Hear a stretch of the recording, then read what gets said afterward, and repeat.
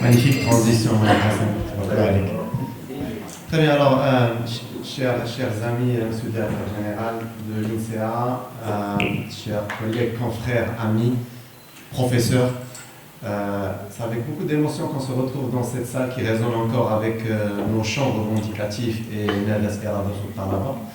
ça ne va pas nous rajeunir, ça remonte à plus d'une trentaine d'années, mais c'est avec beaucoup de plaisir que je me suis permis de faire ce trait d'union entre Sigma 21 et l'OSIM, une association, et deux associations chères à mon cœur, et aussi cet institut aussi qui nous a vu grandir. Un grand hommage à nos enseignants et professeurs.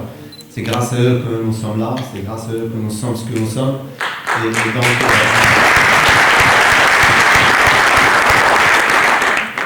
que ceux qui nous ont quittés retrouvent paix et bénédiction. Donc, un grand hommage à Qasmi al-Rahmou, Simoqit, et aussi quelques talabas qui nous ont aussi quittés et lauréats. Beaucoup de choses ont été dites par Si Abdelrahman et Moulay Jawad. J'ai choisi un peu aussi d'illustrer cette notion d'intelligence artificielle à travers un cas qui m'a beaucoup impacté, qui m'a beaucoup choqué, dans le bon sens du terme, il y a 7 ou 8 ans. Je vais passer sur la slide. C'est une seule slide, c'est quelques visuels. Et donc, c'est pour faire le lien entre ce qui a été dit, donc justement par Si Jawad et Si Abdelrahman. Et il y a 7 ou 8 ans, je vais vous raconter cette histoire. Ça sera ça mon mot introductif. Il y a 8 ou 9 ans, j'ai un collègue au sein de la Bourse Casablanca qui a été invité par la Fédération internationale des bourses internationales. Enfin, voilà. Donc la Bourse de Casablanca est membre depuis une douzaine d'années. Et donc il s'est retrouvé faire une quinzaine d'heures de vol pour assister à cette conférence à Bogota, en Colombie. Et donc du fait du jet lag, quand il a fait son check-in à l'hôtel, il a déposé ses bagages, et du fait donc du jet lag, il s'est dit que il serait utile de prendre un café déjà. Et donc la première idée qui lui est venue en tête, c'est de chercher le premier Starbucks dans le neighborhood de l'hôtel. Et donc il profitait donc justement de la connexion Wi-Fi de l'hôtel. Il va repérer son trajet pour aller le plus proche Starbucks, qui était distant d'une centaine de mètres. Donc il suit son itinéraire, il se présente chez le Starbucks. Donc c'est, on va dire que le réflexe normal quand on est quelque part dans un pays quelque part, c'est de se prendre un café, et où ça, à Starbucks. Pourquoi? Parce que on le verra. D'abord parce que ce n'est pas naturel, hein. Starbucks, il a fait quelque chose pour qu'on pense à Starbucks. Et c'est aussi parce qu'il y a une connexion, et parce que c'est aussi un salon, on va dire, cosy, qu'on va siroter son café. Il y en a qui vont dire c'est du mauvais café, je vous l'accorde. Mais on a tous ce réflexe d'aller à Starbucks, prendre un café, une connexion Wi-Fi, et on est bien chez Starbucks. Alors, réflexe naturel du barista, quand il va prendre la commande de notre ami qui s'appelle Badal, c'est de lui dire quel est votre prénom. Et donc notre ami il répond Badal. Et le barista inscrit Bath. Donc c'est le gobelet que vous avez juste à droite. Je l'ai récupéré, j'en fais mon case depuis une dizaine d'années. Donc il a inscrit Bath. Il nous l'envoie sur WhatsApp, il nous dit la prochaine fois quand je retourne au Maroc, appelez-moi Moulhimmam, appelez-moi Ksel. Parce que le barista de Bogota, on a voulu ainsi.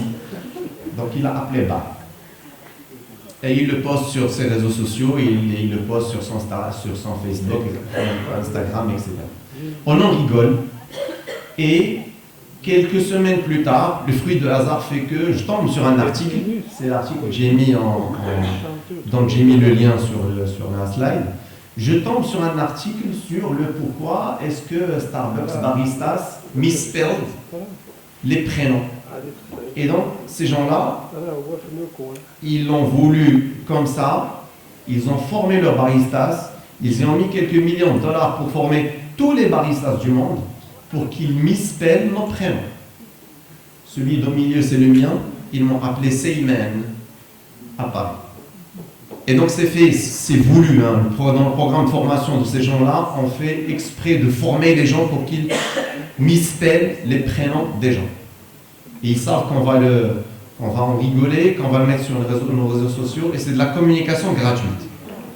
Pour eux, c'est de la communication, c'est du subliminal, et c'est pour ça qu'on va penser à aller à un Starbucks pour se prendre un café. Ce n'est pas par hasard, je lisais un book dernièrement qui dit la fin de l'individu. Et donc la fin de l'individu, c'est la fin de la libre pensée. Aujourd'hui, nous sommes conditionnés, donc on nous fait penser à Starbucks quand on veut se prendre un café. Donc l'histoire ne s'arrête pas là. Badr se prend son café, il va s'attabler et il va siroter son café. À la première gorgée de son café, il remarque que le café a un mauvais goût, qu'il ne l'aime pas, et donc il va reposter sur les réseaux sociaux et surtout sur la fanpage de Starbucks pour dire café mauvais goût. Et qu'est-ce qui arrive sur le champ? Je vous raconte tout ça, c'est pour vous illustrer le monde dans lequel on vit, mais aussi ces différentes technologies, entre autres l'intelligence artificielle, et qu'est-ce qui fait aujourd'hui qu'on a de super use cases comme celui de Starbucks qui est en train de révolutionner son business grâce à ces technologies. Donc il poste sur son profil Facebook et Instagram café mauvais goût avec la photo de son gobelet. Et qu'est-ce qui arrive sur le champ en instantané?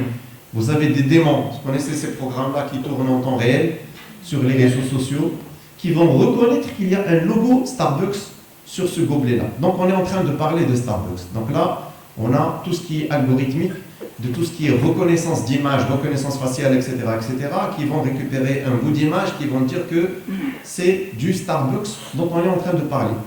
Première information, on parle de Starbucks sur ce post. Deuxième information, vous avez vu NLP, c'est du traitement de langage naturel.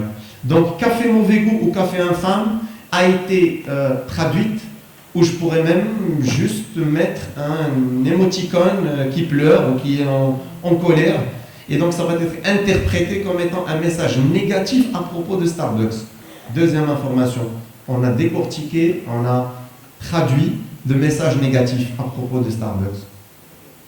Troisième information, et c'est parce que les images aujourd'hui parlent, c'est des images actives. On saura que cette image-là, les coordonnées GPS de cette image, on sait d'où c'est qu'elle vient, et donc on saura que cette image a été prise sur le Starbucks qui se situait à l'Avenida Libertadores, à Medellín, à Bogota, en Colombie, et on saura donc d'où c'est que cette image-là vient. Ces trois informations montent en temps réel dans le centre de calcul de Starbucks.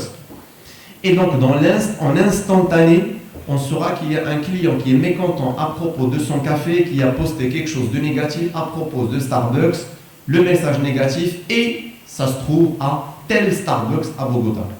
Et en instantané, l'information descend chez le barista en question ou le gérant du Starbucks en question pour lui dire « Attention, tu as un client qui vient de s'attabler-là, qui vient de prendre une gorgée de son café, qui est mécontent de ton produit. Va voir ce qui ne va pas avec lui. » Et donc, le barista en question ou le gérant, il va aller chercher le client. C'est une histoire de secondes, hein. C'est pas de data warehouse de la veille, c'est de la big data en instantané.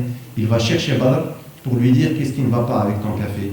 Il va lui offrir, si ça se trouve, un cookie à la cannelle, il va lui changer le café, et donc éviter à ce que ça ne se reproduise pas avec d'autres clients. C'est peut-être la matière première qu'on a mise sur cette machine-là est mauvaise. Et donc voilà un peu le monde dans lequel on vit. On vit dans un monde d'instantanéité, d'ubiquité, d'immédiateté, où ces technologies-là sont en train de révolutionner notre façon de faire, notre manière de vivre.